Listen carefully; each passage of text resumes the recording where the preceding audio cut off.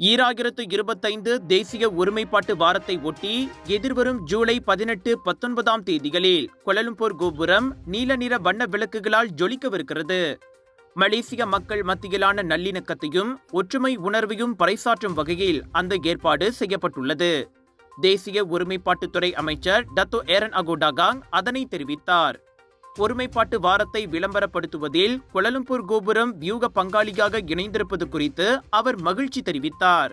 இவ்வேளையில் நாட்டு மக்கள் மத்தியில் ஒற்றுமையின் முக்கியத்துவத்தை விதைக்க செய்யும் அமைச்சின் முயற்சியுடன் தாங்களும் கைகோர்ப்பது பெருமையளிப்பதாக கோலாலம்பூர் கோபுரத்தின் நிர்வாகமான LSH சர்வீஸ் மாஸ்டரின் தலைமை செயலதிகாரி கைரில் ஃபைசால் ஒத்மான் கூறினார். கோலாலம்பூர் கோபுரத்தை நீல வண்ணத்தில் ஒளிர செய்வதன் மூலம் ஒற்றுமை என்பது மலேசியர்களின் கூட்டு பொறுப்பு என்ற செய்தியை மக்களுக்கு உணர்த்த தங்களுக்கு வாய்ப்பு கிடைத்துள்ளதாக அவர் பெருமிதம் தெரிவித்தார்.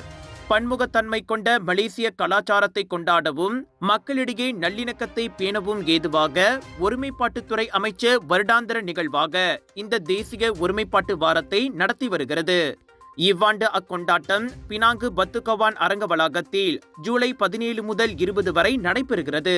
பினாங் பேரா கடா மக்களே, உங்களுக்காக அதிரடியாக கலர்ஸ் ஆஃப் இந்தியாவின் northern international Indian expo AEON week Penang Perai Seberang Jaya பினாங்கில் 9 ஜூலை தொடங்கி 13 ஜூலை வரை ஆடை அணிகலன்கள், ஃபுட் ஃபெஸ்டிவல், கலகலனு எல்லாமே ஒரே கூரையின் கீழ். மலேசிய கலைஞர்களுடைய படைப்பு, விஜய் டிவி புகழ் கலைஞர்களுடைய படைப்பு, இப்படி எல்லாமே தூள் கிளப்ப போதுங்க. 80% கழிவும் காத்துக்கிட்டு இருக்கு. Big sale, big discount. AEON week Penang பராய்.